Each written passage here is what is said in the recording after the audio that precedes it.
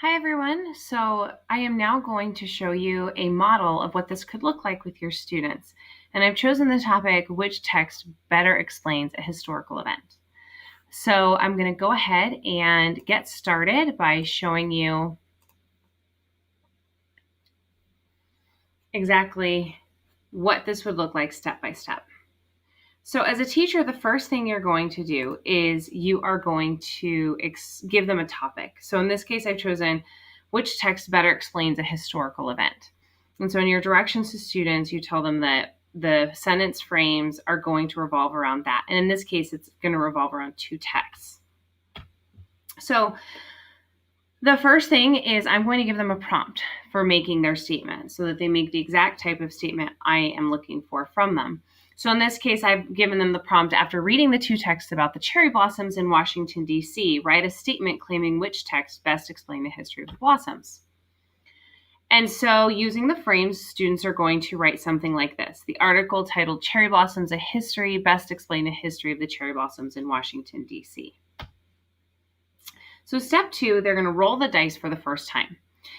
And then they are going to complete the stem in regards to the previous statement that's on the paper. And in this case, the first time is just the one statement. And I want to encourage them and remind them that they are imagining they're two different people talking back and forth with each other. Now, this is a great strategy. You can use this tool with small groups in a WebEx meeting, and I'll get into more of that later. But for right now, I just want you to be able to envision this whole process. So the student will roll the die, and let's say they rolled a 2.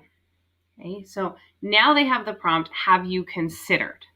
Now, depending on the age of your students, you might have to spend some time breaking down, have you considered? Or you might give them a different stem to go along with this. But I think this is a great way to teach them academic vocabulary and thinking like in an academic world versus just a friendly conversation. So the student might come up with, have you considered that the photo story, which is the other text, Cherry Blossoms, A History, uses photographs to better see the history? So they're providing them an opposing point of view. Okay, so they have to think about, well, have you considered that the other one does this? Okay, so they're going to roll the dice a second time, and now they're going to complete the stem in regards to the previous statement made. So they roll the die, and they roll a 5. And the 5 is, I don't agree because. Now, remember that they are thinking in terms of the previous statement. So this person is now talking to the previous statement. So they could say something like, I don't agree because in the article Cherry Blossoms, A History, the reader is able to follow a story in order where the photo story bounces around in history. So now they're giving reasoning why they wouldn't agree necessarily that the photo story claim made here isn't correct, or they don't agree with it.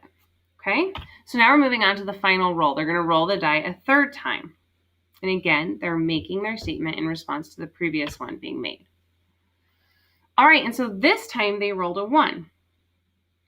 So they have, I agree, an example of this is. So now they're agreeing with this person. I agree. An example of this is in the article Cherry Blossoms, A History. The author gives more detail of how the first batch of blossoms were diseased and had to be replaced. So now this one, they're providing an example to support this person, the previous one. Okay. Now step 3. Now they look at all of their new ideas and complete this sentence frame. And they have to be sure to refer to all the ideas that they made in step 2, which is the rolling of the dice. And so the frame is, in light of these considerations, blank because blank. And so they might come up with this. In light of these considerations, the article Cherry Blossoms, A History best explains the history of the cherry blossoms in Washington, D.C., because the reader is able to learn more details about the history in the order that it occurs, making it clearer than the photo story.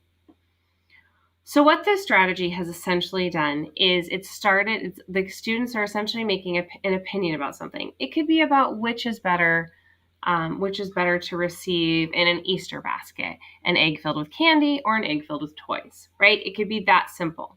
In this case, though, they've been working with text, and this is a way for me to have them engage with and dive into the text. And you can see the progression of the thinking. They've had to think and transfer their knowledge beyond just one way that they view a text by looking at viewing the text from a different point of view or a different perspective, which is in this case, this was the one that they had to do an alternate opinion to the previous one. And so this roll around an idea strategy is not perfect thinking. It's important to stress with the students that they don't have to be perfect in their ideas. We know that learning occurs in the process, not in the product. So as the teacher, I'm not really that concerned about what they come up with each role, other than that they're trying to use these stems and they're trying to think in a different way. So this is an example of what this strategy could look like with students.